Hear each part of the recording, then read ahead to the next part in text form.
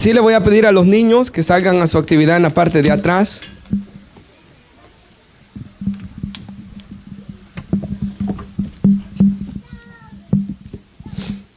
Los niños pasan a su actividad en la parte de atrás. Nosotros vamos a abrir nuestras Biblias. No nos va a costar. Apocalipsis, el último libro. Capítulo 2, versículos 1 al 7.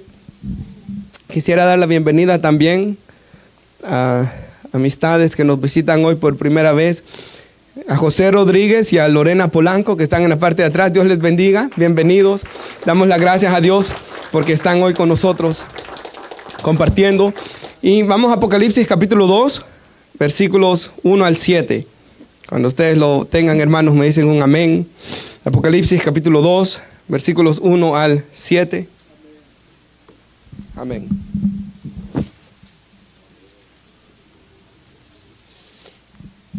Apocalipsis capítulo 2, versículos 1 al 7. Bueno, el tema, como está ahí en las pantallas, es la iglesia, hermanos, que perdió su primer amor, que es lo que ocurre, hermanos, con esta iglesia de Éfeso. Así que vamos a ir meditándolo. Le pido que mantenga abierta su Biblia en Apocalipsis capítulo 2.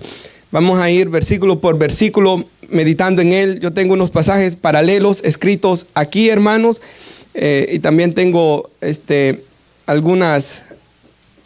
unos apuntes sobre algunas cosas que dijeron los padres de la iglesia. Los padres de la iglesia son los primeros cristianos que después de los apóstoles, así es el nombre que se les puso.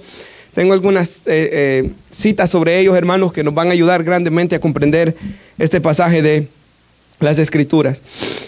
Dice la palabra de Dios, Efesios 2:1, escribe al ángel de la iglesia en Éfeso, el que tiene las 7 estrellas a su diestra, el que anda en medio de los 7 candeleros de oro, dice esto: yo conozco tus obras y tu arduo trabajo y paciencia, que no puedes soportar a los malos, y has probado a los que se dicen ser apóstoles y no lo son, y los has hallado mentirosos. Y has sufrido y has tenido paciencia y has trabajado arduamente por amor de mi nombre y no has desmayado. Pero tengo contra ti y has dejado tu primer amor.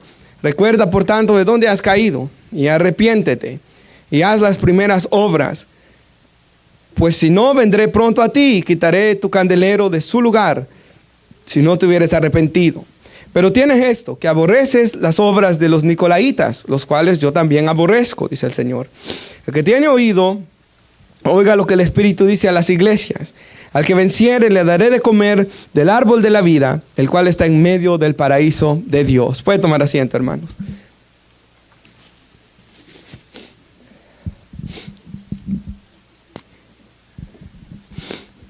Este pasaje de las Escrituras comienza diciendo: escribe al ángel de la iglesia en Éfeso. Ahora, la pregunta aquí es, hermanos, ¿quién es este ángel? Porque, y esto es lo único, hermanos, difícil de interpretar, por así decirlo, de este pasaje de la Biblia. El resto es bien claro, ¿verdad? Es bien directo, hermanos.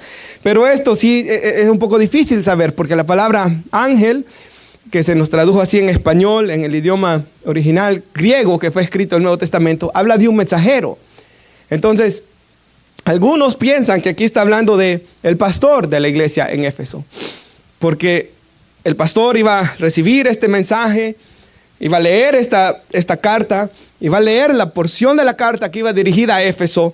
Él era el que era llamado a compartir este mensaje con el resto de la iglesia. Así que algunos piensan, hermanos, por ejemplo, el hermano pastor John MacArthur o el experto en el idioma griego, A.T. Robertson, piensan de que aquí está hablando del pastor, hermanos. Lo más seguro es eso. Yo me inclino hacia eso. Pero, hermanos, ciertamente algunos piensan que está hablando del ángel, como el ángel que aparece en Daniel, hermanos, que tenía un cierto cuidado sobre cierto, por Persia, por ejemplo. Algunos piensan que tal vez habla de un ángel en ese sentido, hermanos. Yo me inclino más que está hablándole al pastor. Pero fuera de eso, hermanos, que es lo único aquí que cuesta quizás interpretar, el resto está bien claro. El mensaje iba para la iglesia de Éfeso, hermanos. Éfeso, si usted ha leído el libro de los Hechos, era la ciudad principal de lo que antes se conocía como Asia Menor.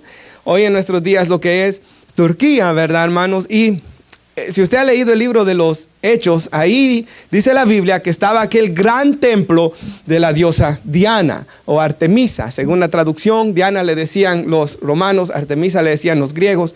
Pero hermanos, este templo de esta diosa estaba ahí en Éfeso, y los historiadores dicen, hermanos, que esta era una de las 7 maravillas del mundo antiguo, o sea, las 7 construcciones más preciosas que consideraban los hombres del mundo antiguo. Este templo estaba ahí, hermanos, dentro de ellas. En el libro de los Hechos vemos que Pablo es perseguido porque, hermanos, es perseguido por aquellos hombres que hacían templecillos, dice la Biblia, ¿verdad?, de la diosa Diana. O sea, ellos hacían ídolos. Y la venta de los ídolos, hermanos, menguó tremendamente porque la gente se estaba convirtiendo de los ídolos a Dios. Es más, la Biblia dice de que comenzaron a quemar sus libros de magias y de hechicerías y brujerías que ellos tenían. Y la Biblia dice que se quemaron tantos libros ahí, y la Biblia da el precio, ¿verdad? No recuerdo exactamente cuánto dinero es, pero es muchísimo dinero, hermanos, el que habían invertido en esos libros, y los quemaron porque ellos ya no querían regresar a esa antigua vida. El día de hoy, hermanos, en Éfeso, ahí están las ruinas de este templo. Yo tuve el privilegio de ir cuando fui al viaje misionero, hermanos, y algunos, ¿verdad?, arqueólogos han tratado de levantar solo 2 columnas de los restos, pero todo eso ahí, hermanos, hoy está destruido en lo que antes fue este templo. También ahí, hermanos, en Éfeso tenían un enorme teatro, como en especie de estadio, donde cabían 50,000 personas. Y a veces ahí, ¿verdad?, se mataban personas, hermanos, donde los leones se dejaban fuera para matar a alguna persona ahí. Algunos piensan que algún cristiano. Esta ciudad era muy importante, hermanos. Era una de las conocidas metrópolis del tiempo antiguo. Aún las ruinas hoy, hermanos, es maravilloso verlo. Era una ciudad muy importante en cuanto al comercio, lo cual hacía de que hubiera una gran población en esta ciudad, hermanos. Pablo, dice la Biblia, en Hechos 20:31, pasó 3 años y medio ministrando en esa ciudad, siendo, hermanos, una de las ciudades donde más tiempo pasó el apóstol Pablo. Viendo la importancia, yo, hermanos, traté de buscar cuántos, al recordar, ¿verdad?, aunque de uno de ellos no me acordé, lo busqué, cuántos cristianos, cuántos ministros diferentes la Biblia nos dice que estuvieron ahí. Por ejemplo, primero aparecen ahí Priscila y Aquila, que están ahí sirviendo, hermanos, en Éfeso. Aparece Apolos, quien también está en ese lugar, y a Priscila y Aquila le enseñan más de la palabra de Dios. Ahí llega Pablo, quien dijimos por 3 años y medio ministra en esa ciudad. Ahí estuvo Timoteo, porque la Biblia nos dice que Pablo mandó a Timoteo ahí para poner en orden unas cosas que estaban sucediendo. Ahí estuvo Tíquico también, y hasta ahí llega la Biblia. Pero la historia de la iglesia dice que ahí murió al final el apóstol Juan.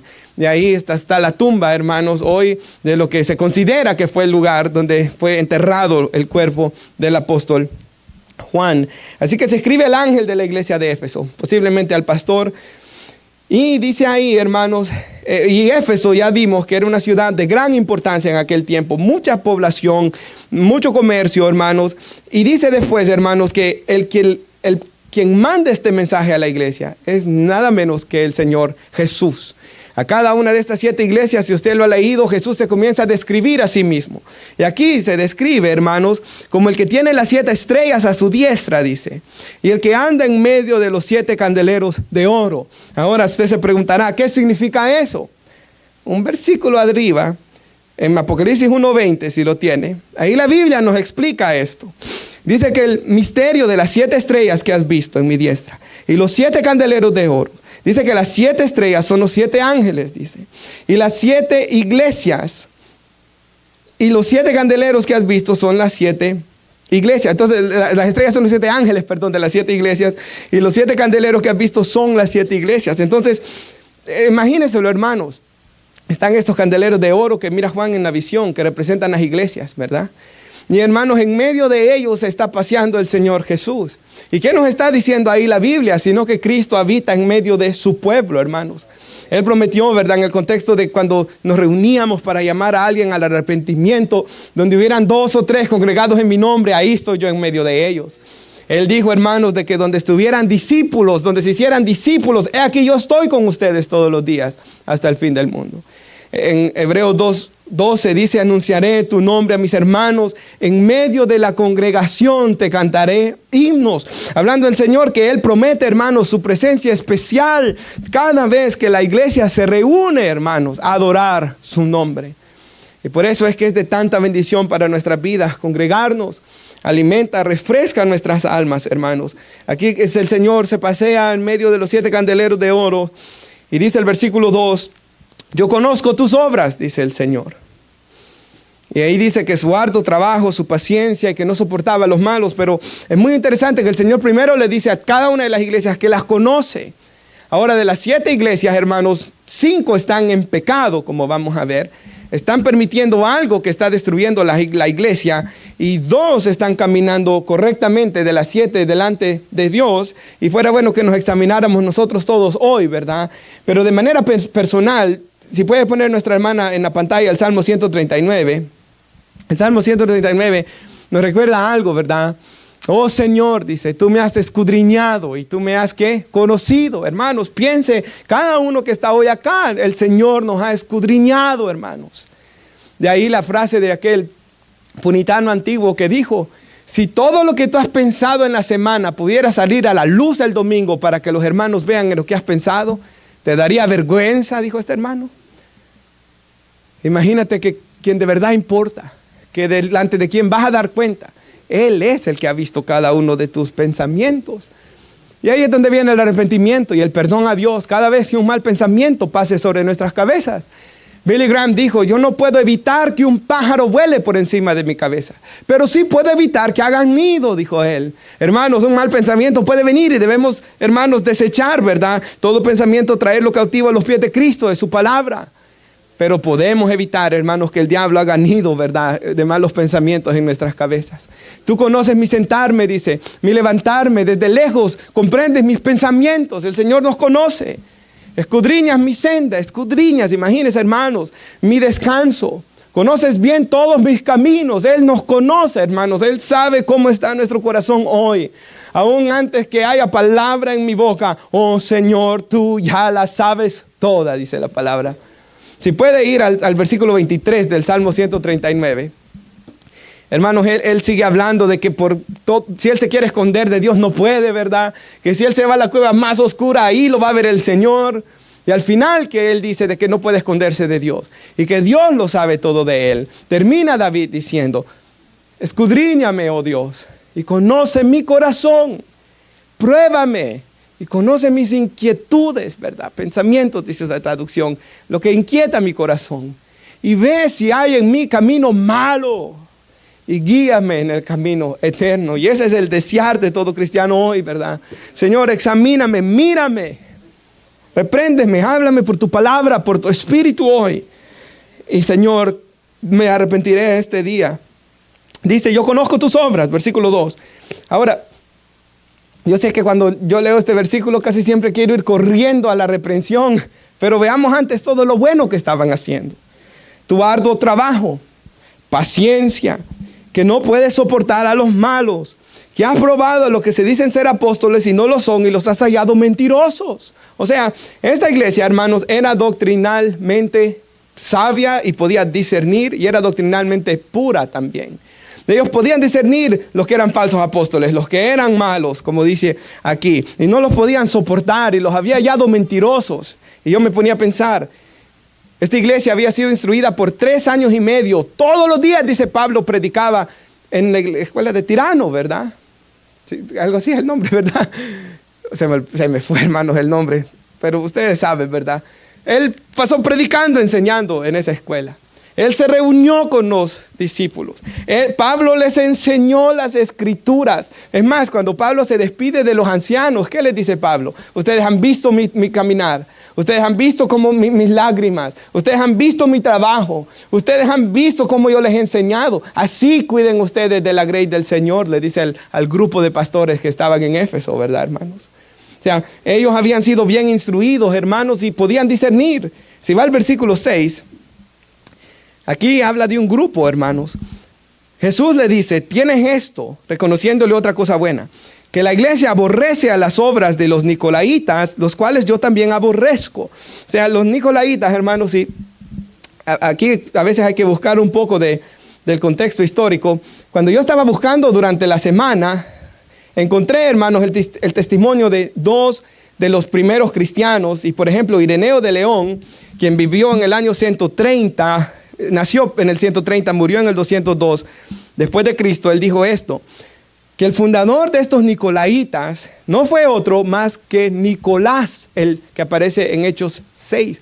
Se recuerda, hermanos, cuando se escoge a Esteban y a Felipe y a aquellos hermanos 7 diáconos para servir a las mesas, servir a las viudas. Dentro de ese grupo, de los que eran de buen testimonio, está este Nicolás, otro Judas, por así decirlo.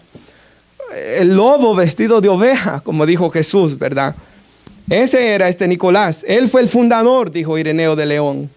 Este apostató de la fe, dice, y desvió a muchos a seguir sus conductas inmorales y perversas. O sea, él les decía, Cristo ya murió por nuestros pecados, vivan como ustedes quieran, hagan lo que ustedes hagan, ya todo está bien, les enseñó él. Clemente de Alejandría, este hombre vivió en el 150, murió en el 215 después de Cristo. Él dijo, los nicolaitas se entregan al placer y a la autocomplacencia. Eran liberales, ¿verdad? Ellos habían hecho una mezcla, hermanos, del cristianismo y el paganismo, y así este hombre estaba engañando a muchos. Y recuerde algo, hermanos, que era muy terrible de aquellos días, de que gran parte de la población no podía leer. Entonces, si solo escuchaban, eran bien fácilmente engañados. Y por eso, hermanos, los que podían leer tenían que decir, escrito está, y enseñarle a los otros lo que quedó escrito en el Nuevo Testamento. Hoy nosotros tenemos la bendición que todos podemos leer. Así como en la Biblia dice que cuando Pablo fue a un pueblo que se llama Berea, dice la Biblia que los de Berea comenzaron a ver en las Escrituras si lo que Pablo decía era cierto. Y lo mismo debemos hacer nosotros hoy. Leer las Escrituras, escuchar las Escrituras, aprender de la palabra de Dios, para como esta iglesia podía discernir entre el bien y el mal. Así que doctrinalmente eran puros, pero también, hermanos, en la práctica su vida moral era una vida pura de santidad. Y el Señor les reconoce que han hecho esto muy bien. Para este momento, hermanos, para cuando fue escrito Apocalipsis, de lo que dice Hechos que fue fundada la iglesia, habían pasado 40 años. 40 años, hermanos, dentro de que se había fundado la iglesia ahí. Y se había mantenido fiel al Señor en estas áreas. El versículo 3, lo tiene conmigo. Dice, ya has sufrido, ya has tenido paciencia. Imagínense, hasta habían sufrido por Cristo, hermanos.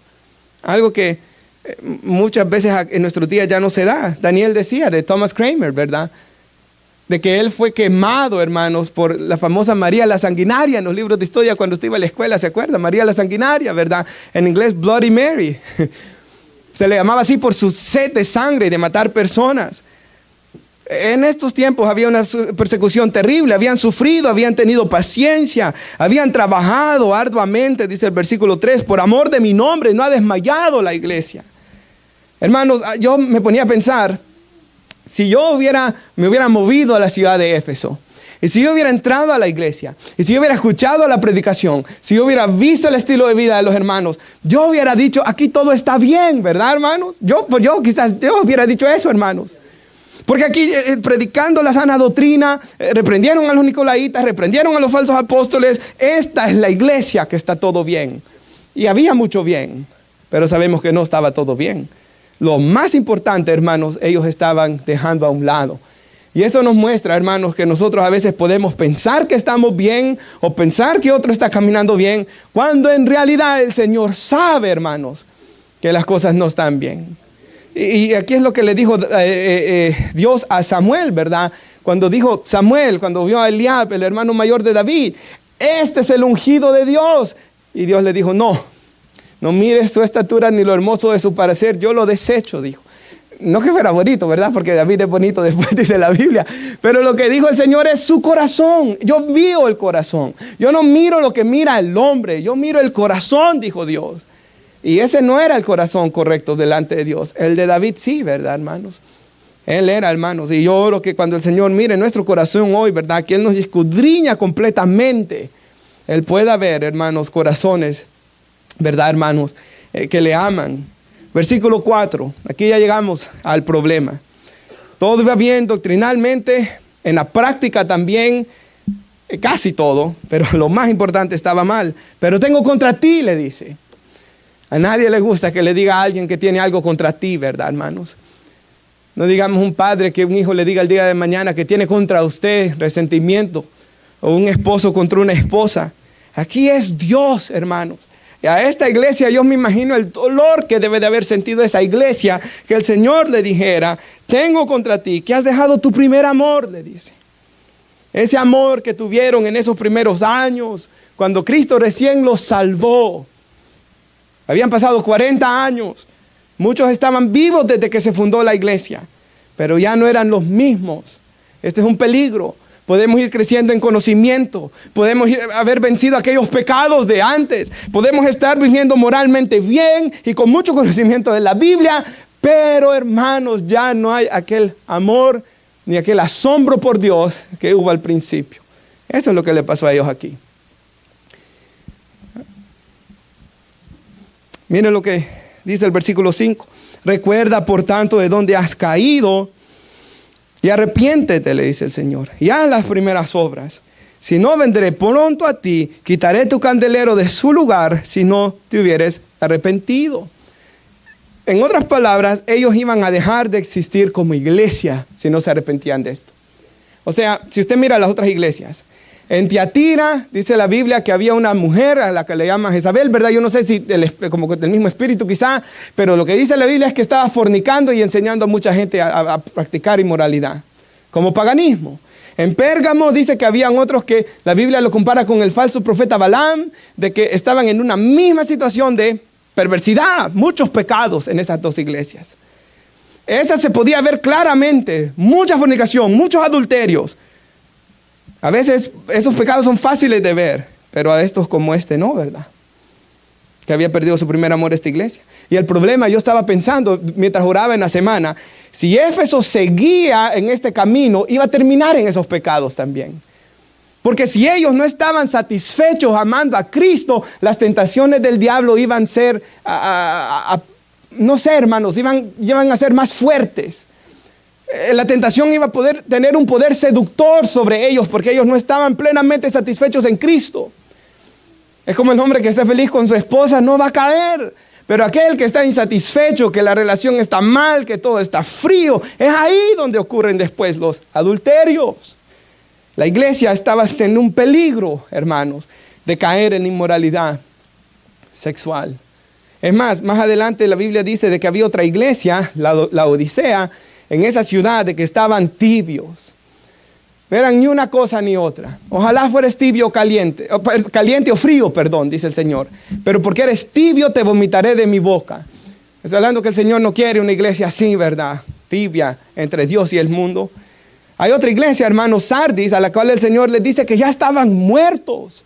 O sea, esta iglesia de Éfeso estaba en peligro de caer en todas esas cosas. Y el Señor le dice, ¿verdad? Arrepiéntete. Y dice que si no, iba a venir pronto a ti y te quitaré, dice, tu candelero de su lugar. O sea, iban a dejar de existir como iglesia.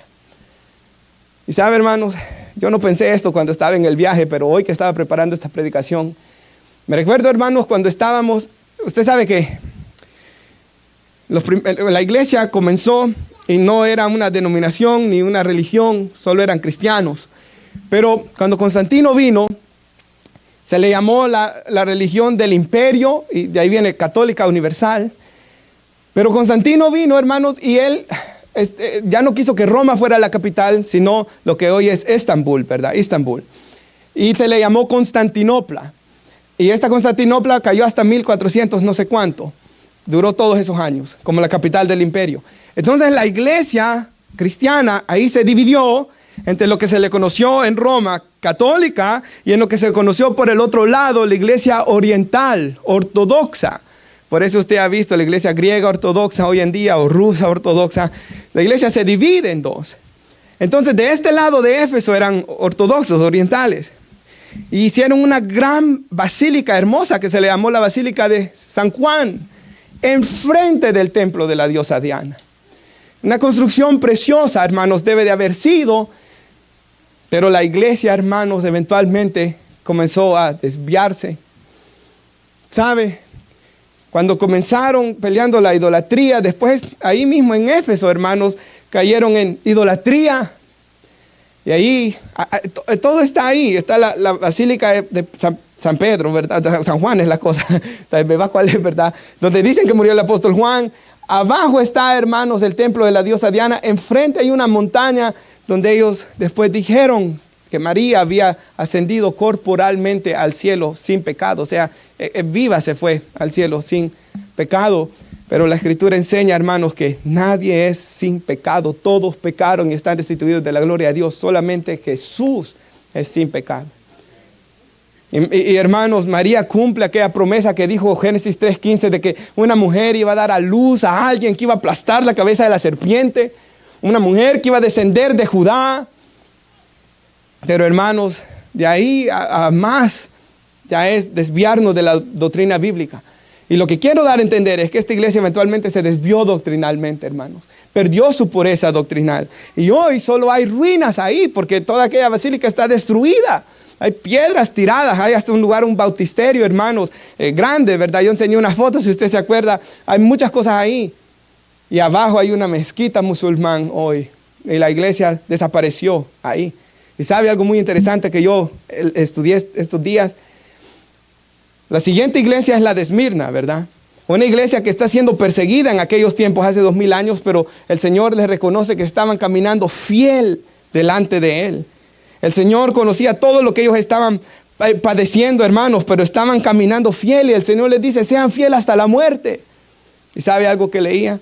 Que hasta el día de hoy, hermanos, hay todavía una iglesia cristiana en Esmirna. Hay una comunidad cristiana de creyentes que se mantuvieron todos los 2000 años. Y aunque vinieron los turcos, y aunque hicieron las matanzas, y aunque destruyeron en todos los otros lugares, esa iglesia permaneció firme. 2000 años.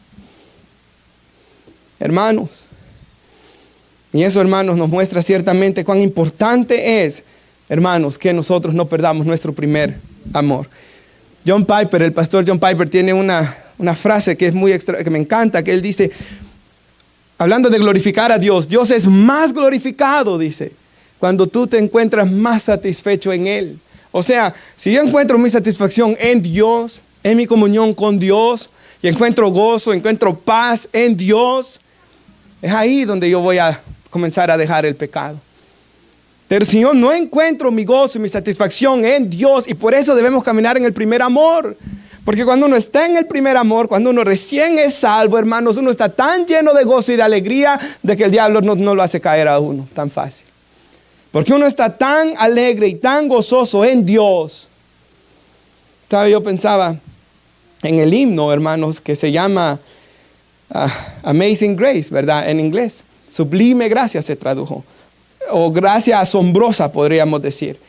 Y Amazing Grace, ¿verdad? Comienza él a decir sublime gracia o asombrosa gracia que salvó a un infeliz como yo. Antes yo era ciego, mas ahora veo. Antes yo estaba muerto, mas ahora soy vivo. Y yo recordaba cuando yo recién comenzaba a cantar esa alabanza, la versión de Chris Tomlin, ¿verdad? Y hermanos, la cantaba con una pasión, hermanos, porque yo recién estaba salvo. Hace muchos años, van a ser 19 ya en este año. Pero yo estaba recién convertido, un joven, hermanos, alegre y feliz en Dios. Hay otra alabanza que se llama Razón de Vivir, de Dani Berríos. Me recuerdo cantarla, hermanos, con gran alegría, porque uno estaba recién salvo. Derramaba lágrimas hoy antes de pasar, porque cuando Daniel cantaba esa alabanza, Yo te busco, me recuerdo que fue la primera que aprendí en la guitarra, de las primeras. Y me recuerdo cantarla, hermanos, y sentir, ¿verdad? Aquel verdaderamente de lo profundo del corazón, te anhelo, te necesito, te amo más que a mi ser.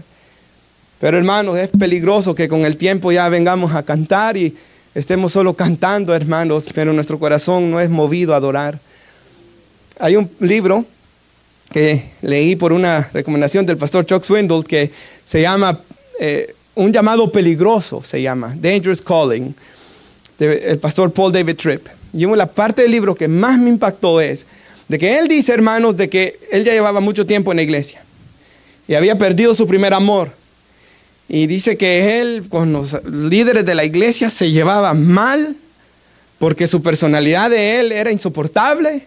Con su esposa se llevaban mal. Y él le dijo, ¿se acuerdan? Una vez conté esta historia, que él le dijo a su esposa, el 99% de las mujeres de la iglesia quisieran estar casadas con un hombre como yo. Y la esposa le dijo, pues yo soy de ese 1% de mujeres de la iglesia que no quisiera estar casada con un hombre como tú, le dijo. Y Paul David Tripp dice que un día él iba a predicar en Romanos 3. Yo sé que lo vimos hoy en la clase de nuevos miembros. La justificación por la fe. Y él comienza a hacer su estudio. Comienza a buscar, hermanos, justificación en griego. Y comienza a preparar aquella predicación. Y hace el estudio bíblico que él va a dar. Para luego ser convicto de pecado por el Espíritu Santo. De que él había preparado todo eso. Pero su corazón nunca fue movido a adorar a Dios. A darle gracias por la justificación, porque Jesús fue propiciación. Y este hombre dice que cae de rodillas y comienza a llorar y el Espíritu Santo le trae convicción y él comienza a recordar, como dice aquí, Apocalipsis 2, de dónde has caído. Y el hombre comienza a arrepentirse. Hoy él es usado, hermanos, para predicarle a pastores. Y él habla de sus luchas. Él es bien transparente y eso me gusta, hermanos. Y él está siendo usado para ayudar a muchos pastores a salir de muchos problemas en los que se encuentran. Hermanos, cuando nosotros estudiamos la Biblia, no debemos solo pasar por alto estos términos como justificación por la fe, sino que nuestro corazón debe ser llevado a adorar a Dios. ¿Se acuerda aquella frase que dijo el pastor Tony Merida? Él dijo, leemos la Escritura para tener un encuentro con Dios. Leemos la Escritura con un corazón que adora a Cristo. En el año 2010 yo me recuerdo que me propuse leer la Biblia, ¿verdad?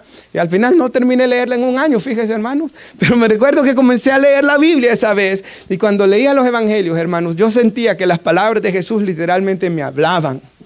El pasaje que el hermano José leyó hoy, 2 de Timoteo 4, 1 al 5, hermanos, yo sentía que eso era para mí, que eso era lo que Dios quería que yo predicara. Pero, hermanos, estaba teniendo comunión con Dios en la lectura. Pero también he experimentado, hermanos, leer la Biblia en la carne. Leerla en la carne. Y solo estar leyendo o aprendiendo datos y que mi corazón no sea movido a adorar. Y es eso lo que tenemos que evitar. Yo también he cantado, hermanos. Gracias, gracias, Señor, porque con tu sangre me has redimido. Y no haber adorado, hermanos. Lo que el pastor Miguel Núñez dice. A veces cuando oramos, ora nuestra carne y nuestro espíritu se queda sin tener comunión con Dios, dice él. Y eso es lo que debemos evitar, hermanos. Si usted está en una situación así, aflíjase y arrepiéntase, como dice aquí la Biblia. Si usted no tiene deseo de congregarse, si usted no quiere leer la Biblia, si usted puede pasar tranquilo 3 días sin orar, arrepiéntase hoy y considere sus caminos, porque después se va a enredar en más pecados. Y ahí es cuando el diablo destruye familias, ministerios, hogares. Tenemos, hermanos, que tener mucho cuidado con estas cosas. El pastor Paul Washer tiene una frase que yo traigo aquí. Y él dice, no sirvas a Dios. Oiga, no le sirvas a Dios porque quieres que te dé prosperidad material. No le sirvas a Dios porque quieres tener buena salud. No le sirvas a Dios porque quieres tener un buen matrimonio. No le sirvas a Dios porque quieres que tus hijos agarren un buen camino, porque eso es idolatría. Sírvele a Dios porque Él es digno, dice. Y sabe, ¿qué dijo Jesús? Busca primeramente el reino de Dios, su justicia, todo lo demás vendrá añadido. Y yo sé que cuando uno comienza en la iglesia, uno puede estar pensando en otras cosas. Hay personas que entran porque están enfermos. Pero una vez se sanan, ¿verdad? Yo he visto gente que se va, pero no es así, hermanos. Buscamos a Dios porque Él es digno. Sí, Él nos dice que oremos por el pan de cada día. Sí, Él se interesa de nuestras necesidades. Sí, Él quiere que tengamos un buen matrimonio. Sí, Él quiere que instruyamos a nuestros hijos en el temor y en la instrucción de Él. Pero, hermanos, mi anhelo de ser cristiano debe ser Él. Y en esa parte me gusta que yo conocí al Señor joven porque no tenía nada, absolutamente nada. Ni papeles, ni nada, ni esposa, ni hijos, hermanos. No tenía nada. Me recuerdo cuando una vez en el Instituto Bíblico me dijeron, si usted quiere ser pastor, tiene que tener papeles, tiene que tener esto, yo no tengo nada de esas cosas. Pero sí tenía lo más importante, hermanos. Amaba a Dios. Amaba a Dios. Y le buscaba no porque quisiera, de verdad lo digo, nada de Él. Aunque sí necesito todo de Él. Pero no había un interés, hermanos, así, macabro, ¿verdad? Idólatra detrás, hermanos. Romanos, si puede poner nuestra hermana 5:1. Es muy importante este versículo. Al principio usted dirá, ¿qué tiene que ver esto con lo que está predicando? Pero ya va a ver. Por tanto, habiendo sido justificados por la fe, ¿verdad? Somos perdonados, hermanos, declarados justos por la fe en Cristo. Cuando venimos a Cristo y nos reconciliamos con Él, tenemos paz para con Dios por medio de nuestro Señor Jesús. Pero el versículo 5 de Romanos 5:5 dice así: si yo estoy en Cristo, yo tengo la esperanza de estar una eternidad con Él, ¿verdad? La esperanza no desilusiona porque el amor de Dios ha sido derramado en nuestros corazones por el Espíritu Santo que nos ha sido dado. Por medio del Espíritu Santo, Dios ha derramado su amor en nuestro corazón. Y esa es la salvación, ¿verdad? Primera de Juan 4:10, en esto consiste el amor, no en que nosotros hayamos amado a Dios, sino que Él nos amó primero y dio a su Hijo como propiciación por nuestros pecados. Esa es la salvación. Yo no amaba a Dios, yo no quería saber nada de Dios, yo no quería ir a la iglesia, hermanos, yo no quería nada de Dios. Ayer vi a uno de mis mejores amigos, yo sé que hoy de último estoy viendo a varios hermanos, que desde miles de años no los había visto, y nos vimos, hermanos, y yo no lo reconocí por atrás, hermanos. Y cuando le vi de la cara, le dije a Esteban, y yo lo conozco a él, le dije, yo estábamos en la fila, y le acerqué, y bueno, nos dimos un abrazo, porque él se fue al Army, hermanos, y no lo vi por tanto tiempo. Y cuando salimos de ahí, hermanos, yo quería llorar en el carro, porque me acordé de una maldad que le hice yo a él cuando trabajamos en la Fontainebleau. Pero fuera de eso, hermanos, me recuerdo que en medio de lo que hablamos, y bueno, y todo lo que hablamos, y lo invité a la iglesia, aunque él está casado con una americana, así que no creo que pueda venir. Pero hablamos todo y quedamos que íbamos a salir a comer, y cuando íbamos en el carro, de mi persona que estuvo allá a hoy, ha habido una persona que piensa completamente diferente hoy al de allá. Pero como dice Pablo, ¿verdad? Por la gracia de Dios soy lo que soy, y su gracia no ha sido en vano conmigo. Hermanos, el amor de Dios es derramado en nuestros corazones, y eso es lo que la Biblia dice que es nacer de nuevo. Donde el Espíritu Santo se ha derramado en nuestro corazón, y hoy amamos a Dios, queremos saber de Dios, queremos agradar a Dios. Todos los que somos papás, yo espero que usted esté orando ese versículo todos los días por sus hijos. Porque esta es una experiencia, necesitan ellos que el Espíritu Santo derrame el amor de Dios en su corazón. Porque va a llegar un momento donde ya no van a querer venir a la iglesia. Los niños, los míos pelean por venir ahorita. Va a llegar un momento posiblemente donde ellos quizás no van a querer venir. O quizás no va a llegar, porque Daniel nunca llegó. Él siempre quiso ir y Dios lo salvó bien rápido. Pero sea como sea, hermanos, cada niño, cada adolescente de la iglesia necesita tener un encuentro con Dios. Y cada adulto que no tiene ese amor, pídalo, clame. Me recuerdo una vez que yo estaba diciendo estas cosas en la cárcel, y un joven se me acercó y me dijo: no creo que eso sea cierto. Pídale a Dios hoy, le digo yo, y vamos a ver si no es cierto, le dije yo. Y después me fui a orar: Señor, por favor, que sí escuchara la oración. Ahí comencé a tambalear, hermanos. Y cuando terminé de orar, comencé a orar y a abrir los ojos, ¿verdad? Y lo vi, hermanos, que él ya estaba bañado en lágrimas, arrodillado, adorando a Dios, ¿verdad? Hermanos, ¿qué dijo Jesús? Pedid y se os dará, buscad y hallaréis. Lucas 11, llamad y se os abrirá. El que pide recibe, el que busca halla, el que llama se le va a abrir. Y síganme en esto. Jesús sigue diciendo en Lucas 11, ¿qué padre de ustedes, si su hijo le pide un pan, le dará una piedra? Si su hijo le pide un pez, le dará una serpiente. Si su hijo le pide un huevo, le va a dar un escorpión. Nadie, ¿verdad? Y si ustedes, siendo malos, saben dar buenas dádivas a sus hijos, ¿qué dijo Jesús en Lucas 11? ¿Cuánto más dará vuestro Padre el Espíritu Santo a los que se lo pidan? Porque, hermanos, Jesús ya pagó el precio para que recibamos esta bendición.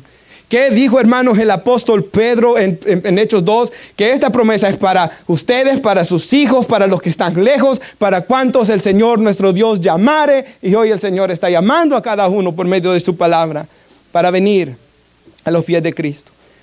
¿Puede poner otro versículo, por favor, hermana? 1 Corintios 16, 22. Mire qué importante es esto. Si alguien no ama al Señor, sea anatema. Y la palabra maranata se traduce en Reina Valera, el Señor viene. O ven, Señor, dice otra traducción. Pero el que no ama al Señor Jesucristo sea anatema. ¿Por qué? Porque el que no ama al Señor ha rechazado la obra redentora en la cruz del Calvario. El que no ama al Señor ha rechazado a que de tal manera Dios nos amó que dio a su Hijo unigénito. El que no ama al Señor, hermanos, rechaza a Cristo y su amor por nosotros. Y no le queda otra cosa, hermanos, que, como dicen Tesalonicenses, ¿verdad? La separación eterna de Dios, de la gracia de Dios, para experimentar la ira, dice la Escritura después. Y eso es, hermanos, el trabajo del diablo, ¿verdad? Y veamos el trabajo del diablo en dos formas. Uno, el que no conoce a Cristo, el diablo está activo para, dice la Biblia, que no vean la gloria de nuestro Señor Jesucristo, el cual es la imagen de Dios. O sea, el diablo está activo para que no se salven. Pero, si se salvan, el diablo ataca de otra forma. El diablo ataca, dice la Biblia, tratando de desviar la mirada de los creyentes de Cristo Jesús. Y ese es el trabajo del diablo. Tratar de desviarnos, tratar de atarnos en los viejos pecados de antes. La Biblia dice de que en 2 de Pedro 2, una palabra muy fuerte, ¿verdad? Pero dice la Biblia que como el perro vuelve a su vómito, dice. O como la puerca lavada a revolcarse en el cieno. Así es aquel que no nace de nuevo, que verdaderamente no cambia su naturaleza. Porque el perro siempre va a volver a eso. El cerdo siempre va a volver a eso, porque no ha cambiado. Y por eso dice la Biblia, examínense para ver si están en la fe. Debemos de cuidarnos, hermanos, que no tengamos los deseos por las cosas del mundo, sino que nuestro deseo sea amar a Dios, amar a nuestro prójimo, amar a nuestras esposas, amar a nuestros hijos. Eso es muy, muy importante, hermanos. Jesús les dice aquí, arrepiéntete y haz las primeras obras. Ahora, ¿de cuáles obras puede estar hablando aquí el Señor? Hermanos, yo pensaba en esto. Sirviéndole estaban, pero las obras que tiene que estar aquí hablando Jesús es de la oración, es de la lectura, es de tener comunión con Él, es de buscarlo en el secreto, es de amarlo. Y sabe, algo que yo pensaba es la historia de María y Marta. ¿Se acuerda, hermanos? Jesús llega a la casa de María y Marta y dice la Biblia de que Jesús comienza a predicar. Y la gente en aquellos tiempos se sentaba, ¿verdad? Sí, con los pies algo así, a los pies de los maestros. Jesús estaba enseñando y María estaba ahí dentro del grupo de los discípulos sentada, escuchando la palabra de Dios. Pero la hermana de ella, Marta, estaba bien brava, ¿verdad? Yo aquí estoy preparando digamos que la hermana Dora estuviera enojada. Yo aquí estoy haciendo toda esta comida y la hermana Vicky ya está bien sentada, galán, escuchando la prédica y yo estoy aquí en este revoltijo, haciendo comida a todo este montón de discípulos. Y Marta estaba así, afanada. Y llega a tener el atrevimiento de decirle Marta al Señor Jesús, ¿no tienes cuidado que mi hermana me ha dejado con todos los quehaceres? Y Jesús le contesta, Marta, Marta, turbada y afanada estás con muchas cosas, pero una cosa es necesaria. Y María ha escogido la mejor parte. ¿Cuál era la mejor parte? Sentarse a los pies de Jesús. Y sabe, Jesús es verdaderamente Dios, verdaderamente hombre, nos dice la Biblia. Jesús necesitaba comer, pero en ese momento era más importante adorar y escuchar a Jesús que servir a Jesús. Eso es muy importante también. Si yo paso predicando, hermanos, el día de hoy 3, imagínense, y si yo estoy haciendo un montón de cosas, pero no estoy amando al Señor, teniendo una relación íntima con Él, escuchando la palabra del Señor, adorando, cantándole al Señor, voy a terminar cayendo en pecado, hermanos, y voy a terminar destruyendo mi vida, ministerio y familia. Es más importante adorar y amar a Jesús que servirle a Jesús. Y servir es bueno, y la Biblia nos llama a servir, pero nuestro servicio debe de fluir de una vida de intimidad con Dios, hermanos. Y por eso usted ve en la iglesia, yo trato de, todas las veces que tengamos un tiempo de oración, ¿verdad? Los domingos a la 1:30, En la semana, los martes tenemos 40 minutos, los viernes como 20 minutos, aunque sea, pero hoy 1 hora, en el ayuno oramos 2 horas. Yo siempre trato de enfocar a la iglesia en eso. ¿Por qué? Para que se fortalezca usted aquí en la iglesia, para luego irlo a practicar en su casa también. Ese es el propósito. Por ejemplo, algunos hermanos, como el hermano Gilberto, yo le dije, ok, usted va a ser diácono, pero no sea nada más en la iglesia. No sea líder de caballeros. No se meta en otra cosa. ¿Por qué? Para que le sirva a Dios, sí, como diácono, pero para que tenga tiempo para alabar a Dios. Y por eso yo trato de no mantenerlos ocupados en un montón de cosas, hermanos. ¿Para qué? Y cuando vengamos acá, ocupemos bien el tiempo, hermanos, porque nuestro mayor deber es alabar y adorar a Dios. Así que, hermanos, debemos orar. Debemos, ¿sabe? Y hay un peligro. Que los estudios dicen que esta nueva generación ya no puede prestar atención y no puede pasar sin su celular, sin su teléfono, sin su iPad, sin estar viendo televisión, y que no les gusta estar aburridos, no les gusta estar sentados, no les gusta la quietud. Pero como cristianos tenemos que aprender eso, hermanos, a doblar nuestras rodillas y orar. Como dice ese himno, oh dulce hora de oración, dice ese himno. Paul Washer dijo, cuando un joven le preguntó cuánto debo orar, Paul Washer le dijo, ora hasta que puedas decir dulce hora de oración. Hermanos, debemos de anhelar buscar a Dios en oración. Porque la Biblia dice de que en oración podemos venir al lugar santísimo por la sangre de Jesús y tener verdadera comunión con Dios. En cuanto a leer las Escrituras, como yo le decía, hermanos, leer la Biblia y llegar a verdaderamente adorar a Dios, escuchar a Dios, tener comunión con Dios.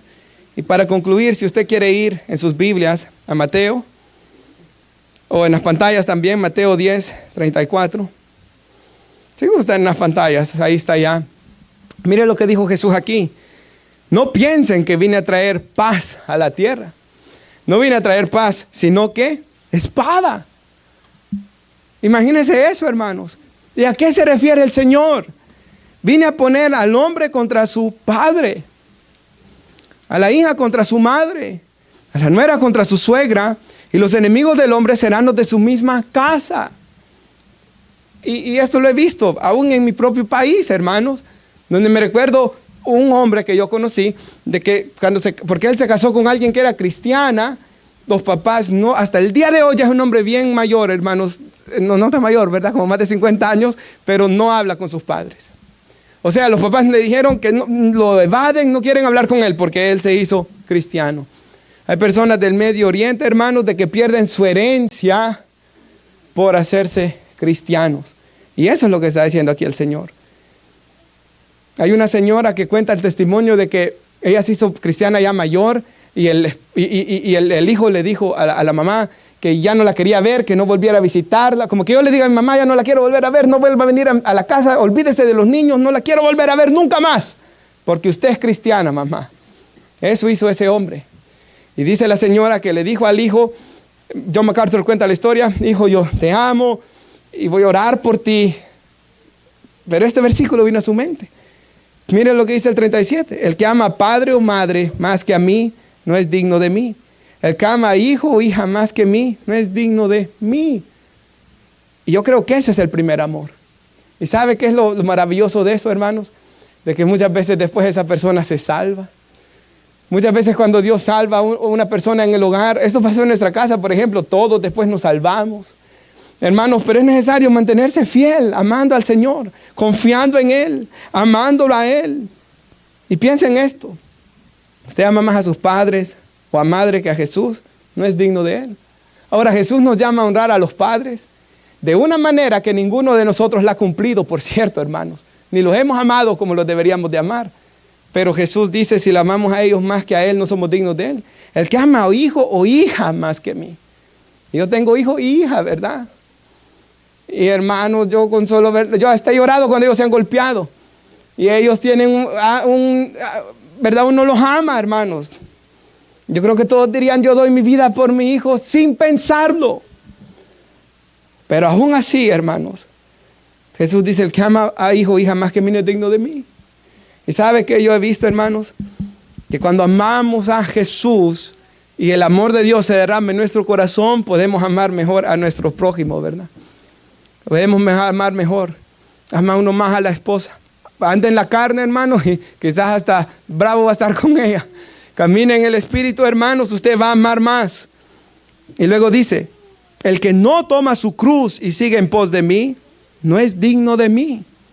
El que ha hallado su vida la perderá, y el que ha perdido su vida por mi causa la hallará. Hermanos, amemos a Dios, amémosle. Y hermanos, encontremos nuestra mayor satisfacción en Él.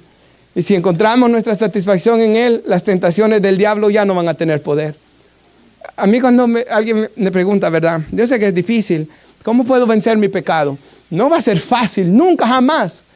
Pero Jesús dijo en Juan 14:15, el que me ama obedecerá mis mandamientos. ¿Cómo es la manera? Aprendiendo a amar más a Dios. ¿Cómo mi hogar va a ser restaurado? Aprendiendo a amar más a Dios. ¿Qué es lo que necesita su esposa de usted, hombre que está aquí? Que usted sea más como Cristo. ¿Qué es lo que necesita su esposo, hermana de usted? Que usted sea más como Cristo. ¿Qué necesitan mis hijos de mí? Que sea más como Cristo. ¿Qué es lo que necesita la iglesia de mí como pastor? Que sea más como Cristo. Pero todos mis problemas vienen porque no estoy siendo como Cristo como debería de ser, hermanos. Ahí están todos mis problemas. Por tanto, debemos amar más a Cristo.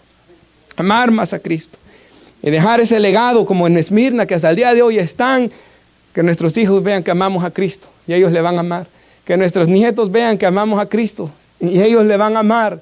Y dejar ese legado, hermanos, santo de personas que amamos al Señor. Nos ponemos de pie, hermanos, y oramos. Padre, yo le doy las gracias por su amor, por su misericordia, Señor, y lo que usted nos ha hablado este día.